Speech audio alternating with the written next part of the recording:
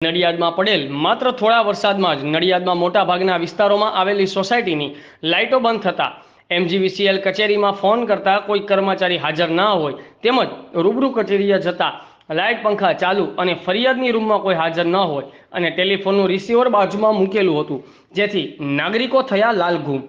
રાત્રે 9 વાગ્યાથી ગયેલ લાઇટો 1 વાગ્યા સુધી પણ ચાલુ ન થતાં સ્થાનિક નાગરિકોમાં રોષ જોવા મળ્યો હતો। બ્યુરો ચીફ અમિત પારેખ, આઝાદ મીડિયા લાઈવ, ખેડા।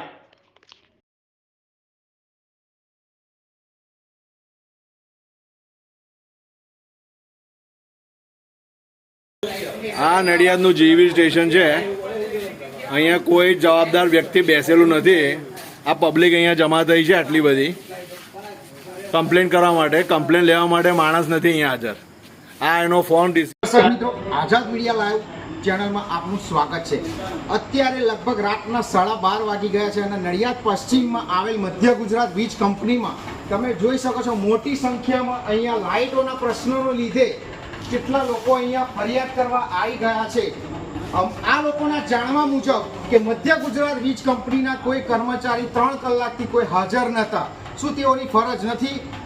થોડો વરસાદ પડવાથી લાઇટો બંધ થઈ ગયેલી તેની ફરિયાદ કરવા તેઓ અહીંયા વારંવાર કોઈ ફોન કરતા હતા, ફોન પણ નહોતા ઉઠાવતા। આખરે કોઈ અધિકારીને ફોન કરતા તેઓએ બીજા કોઈ કર્મચારીને મોકલેલા છે। આવો આપણે એમની સીધી વાત સાંભળીશું।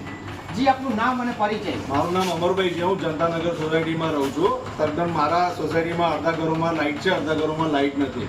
છેલ્લા 2.5-3 કલાક 9 વાગ્યાથી અમે લોકો હેરાન થઈ રહ્યા છે અને હજુ સુધી લાઇટનો કોઈ નિકાલ થયો નથી। છેલ્લે અમે અહીંયા આવીને બેઠા, કેટલી વાર પછી આટલી પબ્લિક જમા થઈ છે જે તમે જોઈ શકો છો। જી, અને કેટલા લોકો પાછા ઘરે ગયા। આપણે બીજા વ્યક્તિ પણ સાથે એમની પણ ફરિયાદ સાંભળી છે। આપનું નામ અને આપનો પરિચય? મારું નામ છે ચંદ્રેશ પટેલ। આજી માર્ગમાં 9 વાગ્યાથી લાઇટો બંધ છે, કોઈ ફોન ઉઠાવતા નથી, જવાબ આપતા નથી। આજુબાજુ બધે લાઇટો બંધ છે, અમારે ત્યાં જ બંધ છે। જી, આપણે અહીંયા અંદર ફરજ ઉપર બેઠેલા જે કર્મચારી છે તેઓને પણ આપણે સાંભળીશું અને તેઓ શું કહેવા માંગે છે તે પણ આપણે જોઈશું। જી, આપનું નામ અને આપનો પરિચય? 3 કલાકથી હાજર નહીં। તેઓ અત્યારે ફોન પર કઈ વાત કરી રહ્યા છે, પણ આપણે તેઓની પણ વાત સાંભળીશું કે કેટલા વાગે અને કોના કહેવાથી અહીંયા આવેલા છે।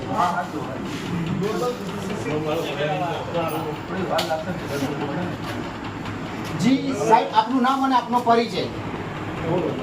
આપનું નામ અને આપનો પરિચય? દીપકભાઈ ચૌહાણ મારું નામ છે। હાજી, આ લોકોની અહીંયા ફરિયાદ છે તો અહીંયા કોઈ 3 કલાકથી કોઈ હતું નહીં, બારી બંધ હતી, લાઇટો ચાલુ હતી, કોઈ હતું નહીં, તો બધા ક્યાં ગયા હતા?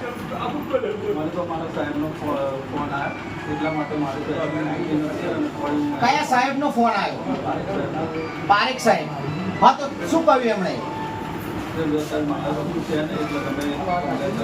અત્યારે અહીંયા કોઈ કંટ્રોલ રૂમમાં રાત્રે હોતું જ નથી, તો કયા કર્મચારીની અત્યારે ડ્યુટી બોલતી હતી? મારી ડ્યુટી અત્યારે દિવસની પાલી છું, પણ મને બી ખબર નહીં કે અત્યારે મોકરેલમાં કોની ડ્યુટી હતી। તમે સૌ કોઈ જોઈ શકો છો કે MGVCL ની કેવી ઘોર બેદરકારી છે, કેવી લાલિયાવાડી ચાલે છે કે અહીંયા કોઈ ફરજ ઉપર પણ નથી હોતું, જેની ડ્યુટી છે તે કોઈ વ્યક્તિ હાજર જ નથી। પરંતુ આ કર્મચારીના જણાવ્યા મુજબ કે પારેખ સાહેબના કોઈ અધિકારીનો ફોન આવવાથી આ અત્યારે એમનું ડ્યુટી પર નથી, તેમ છતાં તેઓ આવ્યા છે। શું આપનું નામ અને આપનો પરિચય? આપની શું ફરિયાદ છે? ચોકસી સંગ્રામ દીદી રોડ પર રહું છું। ત્યાં બધી આજુબાજુ સોસાયટી, અમારી સોસાયટીમાં આવી નથી લાઇટો, વાયરિંગ બદલી ગયા છતાં બી ફરી લાઇટો બંધ થઈ ગઈ નહીં। કમ્પ્લેન કરી છે ફોન બાજુ ઉપર, એટલે અહીં ડાયરેક્ટ જાતે મારા ઉપર બરોડા બી હવે કમ્પ્લેન કરી કે ઝાડ પડી ગયા, તમારી બાજુ કોઈ ઝાડ પડી ગયું અને કોઈ પછી આગળ પાછળની આવી લાઇટો અમારી સોસાયટી બધું આવી નથી અને અહીં કોઈ છે જ નહીં। હવે જોવું રહ્યું કે આ આઝાદ મીડિયા લાઈવ ચેનલના માધ્યમથી જે કોઈ આ લોકોની ફરિયાદ છે એ મીડિયાના માધ્યમથી અમે સરકારશ્રી સમક્ષ પહોંચાડી રહ્યા છે। હવે જોવું રહ્યું કે MGVCLની આ બેદરકારીના કારણે જે આ લોકો ભોગ બન્યા છે તેઓનો નિકાલ ક્યારે આવશે। અમિત પારેખ, આઝાદ મીડિયા લાઈવ, નડિયાદ।